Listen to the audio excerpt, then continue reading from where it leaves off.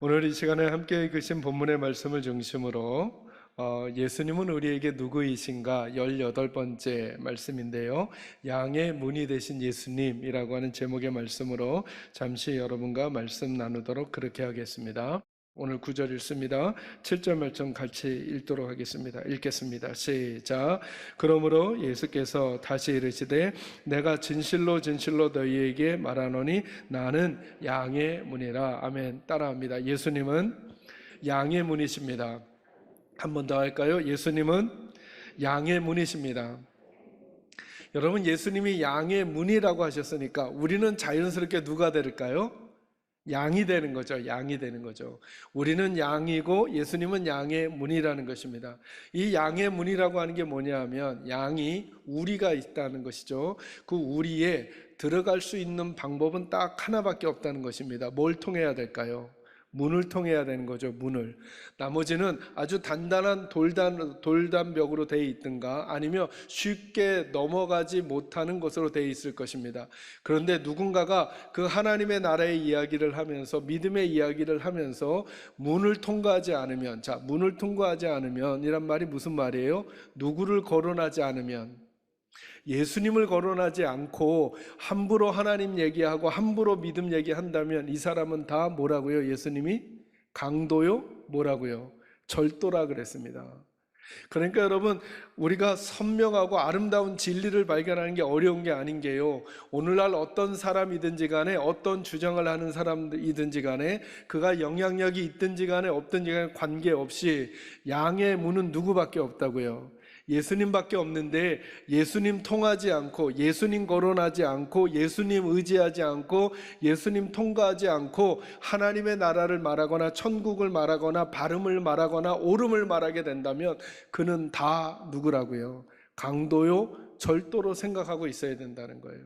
그러니까 이것을 순화된 표현으로 바꾸면 우리는 절대 누구를 놓치면 안 될까요? 예수님 놓치면 안 되는 거예요. 저는 저와 여러분의 문이 예수님밖에 없음을 믿으시기를 주의 이름으로 축원합니다. 예수님을 통해서 그 우리 안으로 들어가면 보호를 받게 됩니다. 그죠? 예수님을 통해서 우리 밖으로 나와야만 좋은 꼴을 먹는 곳으로 갈 수 있게 되는 것입니다. 그러니까 우리를 살게도 하시고 풍성하게도 하시는 분은 누구밖에 없다는 거예요. 예수님밖에 없다는 거예요. 문제는 뭐냐 하면 이렇게 예수님을 우리에게 알려주시는데 이 말을 듣고 있는 저와 여러분이 그것을 믿냐는 거예요. 믿으십니까? 아니면 예수님이 양의 문이라고 말씀을 하시기는 하시지만 내가 내 인생 살아보니까 내 안전을 책임지는 것, 내 안전을 보장하는 것, 그리고 내가 풍성하게 살아가는 게 예수님에게 달려있는 게 아니라 사실은 내게 달려있는 것 같던데 라고 하는 생각이 드시지는 않습니까? 만약에 예수님이 누구이신지 진짜 인정하지 않으면 우리는 자꾸 우리의 안전을 보장받고자 할 때도 누구 생각을 사용하게 되냐면 내 방법, 내 생각을 사용하게 될 것입니다. 만약에 예수님이 양의 문이란 걸 인정하지 않게 된다면 예수님을 통과해야만 들어가며 나오며 꼴을 얻을 수 있다고 말씀하시는데도 불구하고 내가 더 풍성한 인생을 살아가려면 내 전략과 내 계략과 내 계획과 내 작전이 있어야 된다는 생각을 버리지 못하고 살아가게 될 거라는 것입니다. 여러분, 이 표현이 너무 재밌는 게 뭐냐면 예수님은 누구의 문이라고요? 양의 문이죠. 여러분, 이 양을 연구하는 분들이 가끔 이렇게 말씀해 주시는 내용들을 제가 이번 설교 준비하면서 여기저기를 찾아보니까 양에 대한 오해가 굉장히 많다는 거예요. 여러분, 양 하면 어떤 이미지가 제일 먼저 떠오르세요? 고집스럽다, 순하다. 이게 오해라는 거예요. 오해. 양이 절대 순하지 않대요. 양의 특징 중에 하나가 뭐냐면 양이 시력이 나쁘대요. 시력이 나쁘니까 총체적으로 못 보니까 그 앞에만 보니까 보이는 것에 따라만 하니까 자꾸 고집스럽대요. 또 양하면 느낌이 어떤 느낌이 있습니까? 털이 폭실폭실한 이렇게 깨끗한.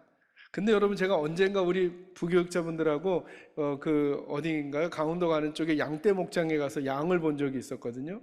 양이 보니까 그 털이 가서 이렇게 보면 순백이 하얄까요? 아니면 지저분하고 더러울까요?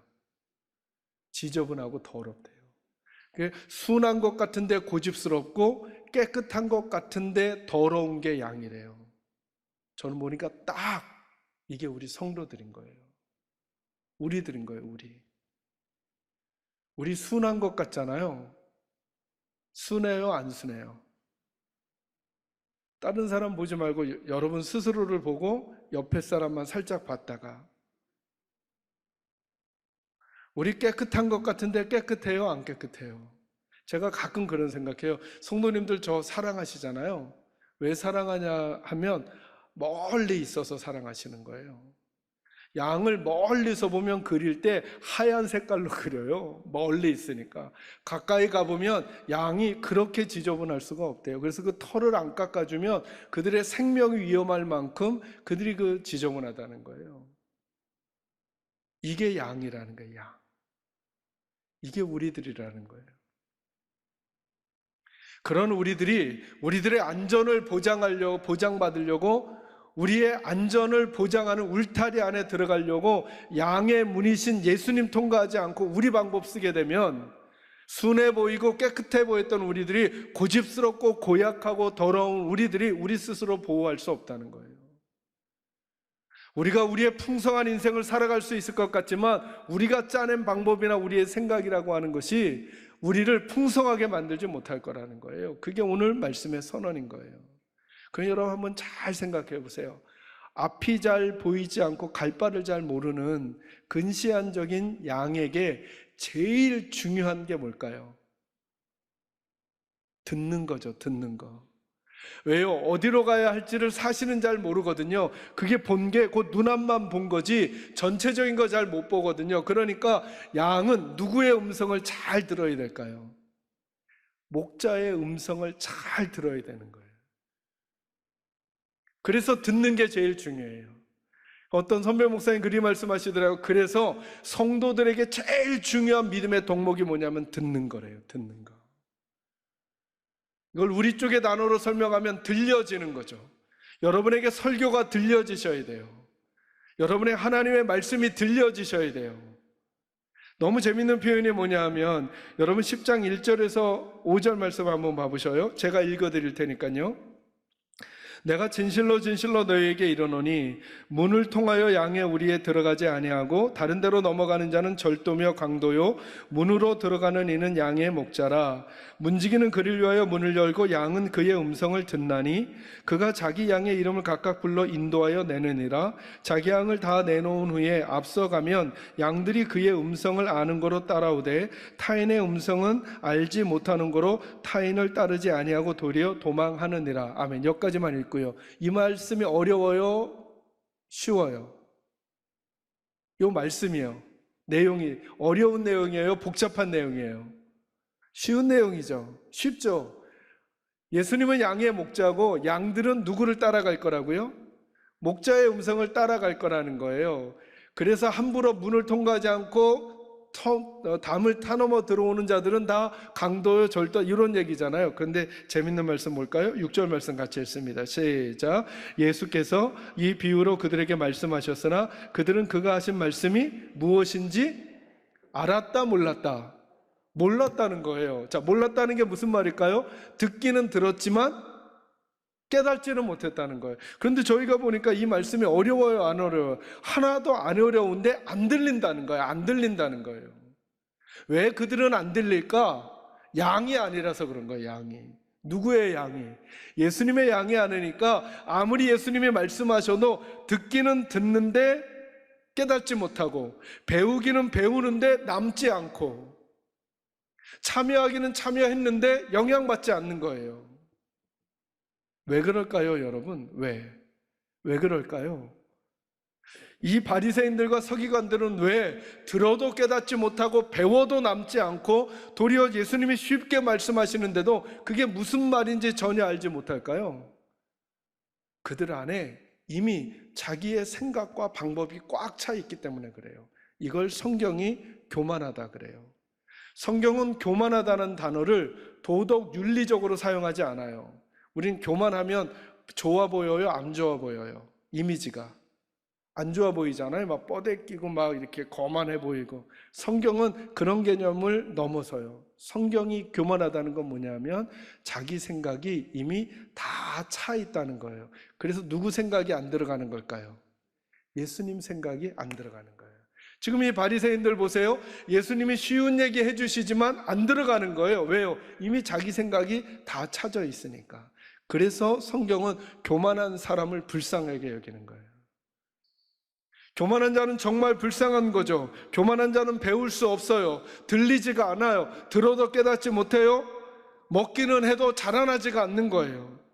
저는 바랍니다. 우리 사랑하는 계산제일교 식구들은 늘 하나님 앞에 빈 마음이 있어지기를 주의 이름으로 축원합니다.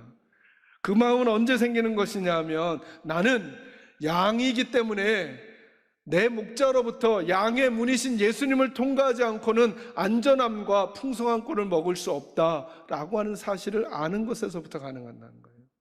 제가 무슨 생각을 계속 하는 거냐 하면 그렇구나. 우리는 시간이 지나면 지나서 우리가 더 성숙하는 것 같아 보이지만 우리들은 그 성숙함으로 좋은 일도 더 하는 것 같지만 안 좋은 일도 더 크게 꾸미는 사람들이구나. 그런 우리들은 항상 들어야 하겠구나. 예수님 아니면 절대 우리는 소망이 없겠구나 라는 사실을 인정하고 예수님에게 잘 듣는 게, 그래서 저는 우리 계산제일교 식구들이 설교 시간에 예배 시간에 말씀이 안 들리면 꼭 눈치채셔야 돼요. 내가 병이 들거나 내가 잘못된 방법을 사용하고 있은 것일지도 모르겠구나. 왜냐하면 양은 목자의 음성이 들리는 게 제일 먼저죠. 또 한 가지는 뭘까요? 들리고 나면 목자의 음성에 따라가야 하는 거죠. 그래서 어떤 선배 목사님 그러시는 거예요. 성도들의 가장 중요한 믿음의 훈련은 두 가지라는 거예요. 하나는 듣는 거, 하나는 순종하는 거. 양은 목자에게서 듣고 목자가 가는 대로 따라가지 않으려면 자기 스스로 안전과 풍성한 꿀을 먹을 수 없다는 거예요. 우리 성도들에게 여쭈어요. 여러분들은 요즘 하나님께로부터 듣고 계셔요? 그리고 하나님께로부터 듣는 그 음성을 순종하고 계셔요? 아니면 내 얘기를 가지고 내 고집과 내 아집으로 내 방법으로 내가 꾸며낸 계획으로 살아가고 계셔요? 그럼 우리들에게 예수님이 이렇게 말씀하셔요. 내가 양의 문이다. 저는 저와 여러분의 문이 예수님이 되시기를 주의 이름으로 축원합니다. 두 번째로 9절 말씀 보도록 하겠습니다. 9절 말씀 같이 읽을까요? 시작. 내가 문이니 누구든지 나로 말미암아 들어가면 구원을 받고 또는 들어가며 나오며 꿀을 얻으리라. 아멘. 여러분 9절 말씀에서 저희가 주목하고 싶은 말씀은 뭐냐면 누구든지라고 하는 거예요. 자, 양의 문은 누구라고요? 예수님이니까 이제 우리가 안전을 보장받고 풍성함을 살려면 누구를 통과해야 돼요? 예수님을 통과해야 돼요. 자, 이 표현이 너무 재밌죠. 이 표현은 사실은 이제 다음 주에는 예수님이 선한 목자다라고 하는 사실을 우리가 나누게 될 텐데요. 목자의 느낌은 어떤 느낌이냐 하면 목자가 양 옆에서 무엇인가를 해주고 앞서서 뭘 해주는 이미지잖아요. 근데 양의 문은 어떤 느낌이냐 하면 양이 그 문을 뭐 해야 돼요? 통과해야 되는 거예요. 그러니까 어떤 개념으로든 예수님이 옆에 있는 느낌이 아니에요. 예수님이 앞에 있는 느낌이 아니에요. 예수님이 이렇게 보호해주는 느낌이 아니라 양은 꼭 그 예수님을 통과해야만 돼요. 꼭 통과해야만 돼요. 교회를 다닌 것 가지고도 안 되고 교회 일 한 것 가지고도 안 되고 교회에서 직분 얻은 걸로도 안 돼요. 꼭 예수님을 통과해야만 돼요. 이러면 내용이 쉽거든요. 그 사람이 한 말대로 노력을 해봐야 돼. 그 사람이 지시한 대로 가봐야 돼. 이러면 그렇게 말한 그분과 분리되어 있으면서 어떤 걸 하는 건데, 이건 무슨 개념이냐 하면 양은 양의 문을 통과해야만 글로 들어가요. 마치 주님과 우리가 하나가 돼야만 한다는 것 같은 느낌인 거예요. 이 설명이 어려워 제가 여러분에게 늘 그런 표현 드리잖아요. 십자가를 통과해야만 된다고. 십자가를 보고 슬퍼지고 십자가를 보고 마음이 아파지고 이런 감정적인 게 아니라 그 십자가를 내가 통과해야 된다고. 십자가를 통과한다는 게 뭘까요? 거기서의 예수님의 죽음과 관련해서 내가 아주 심각한 책임의식이 그 안에 있어야 된다고요. 예수님을 누가 죽였어요, 여러분? 예수님을 누가 죽였어요? 로마 병정이 죽인 게 아니라니까요. 우리는 슬퍼요. 고난주간에 그 찬양을 들으면 슬퍼요. 그때 그 무리들이 예수님 못 박았네. 그 나머지 이미지가 뭐냐면, 나라면 못 박아요, 못 박지 않아요? 못 박지 않을 텐데 저들이 무지해서 예수님 못 박았네, 이런 느낌이잖아요. 그런데 아니라니까요. 그 십자가에서 예수님을 못 박은 사람들이 누구라는 거예요? 나라니까요, 나. 예수님이 양의 문이 된다는 건 예수님의 공로를 그냥 가져오는 게 아니라 그분의 공로를 내 거 삼겨야 내가 예수님을 짓밟고 간다니까요. 여러분 기억나시죠? 예수님 돌아가셨을 때 성소의 휘장이 위에서부터 아래로 찢어졌다 그랬죠. 히브리서 말씀해드렸죠. 그 휘장은 곧 누구의 육체라고요? 예수님의 육체라고요. 우리가 하나님 만나러 갈 때 누구의 육체를 들여밟고 가는 거예요? 예수님을 들여밟고 간다니까요. 이게 예배고 이게 기도예요. 우리는 그럴 수밖에 없는 존재라는 거예요. 그런 우리들에게 예수님이 하시는 말씀이 뭐냐면, 내가 문이니 나로 말미암아 누구든지 들어갈 수 있다는 거예요. 누구든지. 건강한 사람도 아픈 사람도, 허물이 있는 사람도 허물이 없는 사람도, 배움이 있는 분들도 배움이 없는 분들도, 인생에서 실패한 분들도 성공한 분들도 차별이 없이 누구든지 누구를 통과하기만 하면, 예수를 통과하기만 하면 주님 나라에 갈 수 있으며 주님이 허락하여 주시는 은혜들을 누리며 살아갈 수 있다는 거예요. 그러니 여러분 스스로를 절대 포기하지 마십시오. 나에게도 기회가 있음을 믿으시기를 바랍니다. 동시에 여러분이 포기하려고 했던 그분들도 떠올려내셔서 그분들도 포기하시면 안 됩니다. 교회를 나오다가 안 나오시는 분들, 어린 시절 믿음 생활 한 것처럼 보였다가 지금은 안 나오는 자녀들, 친지들 포기하지 마십시오. 다시 누구든지 예수를 말미암으면 들어오며 나오며 꼴을 얻고 구원을 얻게 될 것을 믿는 믿음으로 여러분의 기도 시간에 다시 그들을 떠올리시기를 바라고, 그들에게 예수의 복음을 전하는 일들이 있기를 주의 이름으로 축원합니다. 마지막 세 번째로 10절 말씀입니다. 10절 같이 읽습니다. 시작. 도둑이 오는 것은 도둑질하고 죽이고 멸망시키려는 것뿐이요 내가 온 것은 양으로 생명을 얻게 하고 더 풍성히 얻게 하려는 것이라. 아멘. 마지막 세 번째로 나누고 싶은 말씀은 이건 거예요. 믿음 생활의 바른 그림을 그리셔야 돼요. 그게 뭐냐 하면, 믿음 생활엔 균형이 매우 중요해요. 균형이라는 건 양쪽을 절대로 둘 다 놓지 않는 거예요. 그게 무슨 말이냐면, 예수 믿는 우리의 목적이 뭐냐면 구원을 얻는 거예요.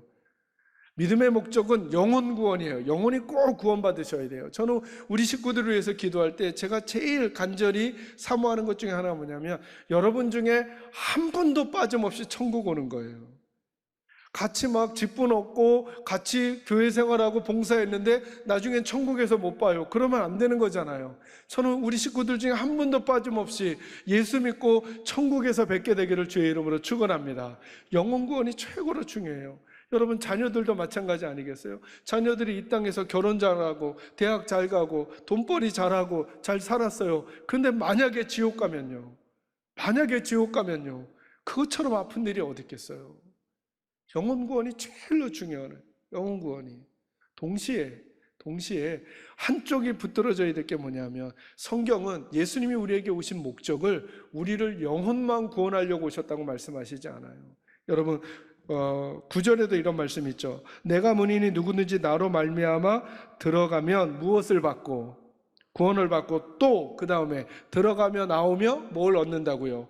꼴을 얻을 거라는 거예요. 우리 안에 있어도 꼴을 얻고 우리 바깥에 있어도 꼴을 얻는다는 거예요. 이게 무슨 말이에요? 10절에서는 생명을 얻게 하고 더 뭐하게? 풍성하게 하려 합니다. 예수 믿고 구원받을 뿐만 아니라 구원의 풍성함을 누리라는 거예요. 저는 우리 식구들이 풍성한 믿음 생활을 하셨으면 좋겠는 거예요. 그래서 중보기도 팀과 같이 기도하는 거예요. 육체의 질병이 나아지기를, 여러분의 물질적 문제가 해결되기를, 그리고 더 하나님 앞에 화목한 가정으로 살아가기를 기도하는 거죠. 그러나 물질이 많아지는 것, 더 건강해지는 것, 더 높아지는 게 목적이 아니라 그것으로 축복의 통로의 삶을 살아가야 되는 거죠. 돈은 많은데 흘려보내지 않아요. 그건 돈이 많은 거지 축복의 통로는 아니에요. 재능은 많은데 재능을 흘려보내지 않아요. 그건 재능이 많은 것이지 축복의 통로가 아닌 거예요. 남보다 오래 살았어요. 오래 살았는데 축복의 통로로서 다른 사람들을 축복하는 태도로 살지 않았어요. 그건 축복의 통로가 아닌 거죠.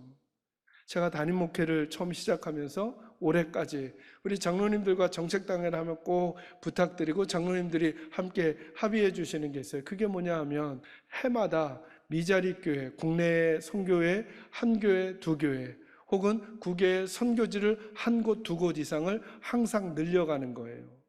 그리고 지금까지 하나님이 그렇게 하게 해주셨어요. 그리고 그렇게 하는 저희 교회 재정도 하나님께서 채워주셨어요. 이게 훨씬 낫잖아요. 국내 교회도 국외 선교지도 더 많이 후원해 드리고 우리도 풍성해지는 게 낫죠. 그죠? 근데 거기 좀 깎고 여기도 깎고 우리도 작아졌어요. 이게 나은가요? 아니면 더 많이 베풀고 우리도 풍성해지는 게 나을까요? 앞에 건가요? 뒤에 건가요? 뒤에 거죠. 뒤에 거죠. 그래서 여러분 혹시 그런 기도 안 하세요? 하나님 11조 많이 하게 해주세요. 여러분 11조를 많이 하고 풍성해지는 게 나아요? 아니면 11조 조금 하도록 되는 게 나아요? 근데 우린 막 계산이 복잡해요. 그래서 여러분 꼭 저는 여러분들이 풍성한 삶을 사셨으면 좋겠어요. 그래서 여러분의 건강으로 다른 이들을 축복하는 거예요.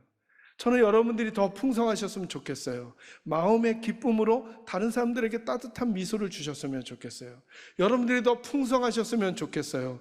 여러분이 하나님께 받은 물질의 복으로 어려운 이들에게 흘려보낼 수 있는 분들, 저는 우리 교회도 그렇게 되기를 바라요. 언제까지요? 하나님 허락하실 때까지. 제가 늘 갖는 마음이 이거예요. 하나님이 언제까지 우리 교회에게 풍성하게 하실까? 그거 잘 몰라요. 그러니 미리 막 아끼고 미리 막 저기에서 베풀지 못하는 교회가 되는 게 아니라 지금 허락하셨을 땐 베푸는 교회가 되는 거죠. 그러면 작게 베푸시면요. 그러면 또 작게 베풀면 되잖아요. 언제 가장 하나님께 쓰임받을 수 있을 기회일까요? 그게 지금이에요, 지금. 그때까지 제가 늘 기도 제목이 뭐였냐 하면 더 좋은 설교자라는 목사가 되도록 노력해 가야 되겠다. 이게 제 모토였거든요. 근데 그때 하나님이 제게 주신 마음이 있어요. 지금이 하나님이 절 쓰실 최고의 시간인 거예요. 지금이. 그래서 그때부터 제가 그런 마음으로 설교하기 시작했어요. 이게 나의 마지막 설교처럼 설교하자. 내일이 있다고 내년은 더 나아질 거라고 어떻게 보장할 수 있죠? 올해보다 내년에 더 재정이 많아지면, 올해보다 내년에 더 내 상황이 좋아지면, 올해보다 내년에 내가 더 건강해지면, 올해보다 내가 내년에 더 높은 지위가 되면 하나님께 더 잘할 거야. 아니, 오늘이 나의 마지막일지 어떻게 알아요? 지금 있는 상황에서 하나님을 사랑할 수 있는 나의 건강과 나의 재능과 나의 착함과 나의 표정과 나의 태도와 나의 재물을 통해 하나님 사랑하는 삶을 살아드리는 것이 그 하루하루가 연결되어 하나님의 나라까지 가는 거 아니겠습니까? 저는 그 삶으로 저와 여러분을 초대하시는 양의 문이 되시는 예수님을 통과하셔서 여러분의 구원과 여러분의 삶이 하나님의 축복의 통로로 쓰임받는 놀랍고 풍성한 삶이 꼭 되실 수 있기를 주님의 이름으로 축원합니다.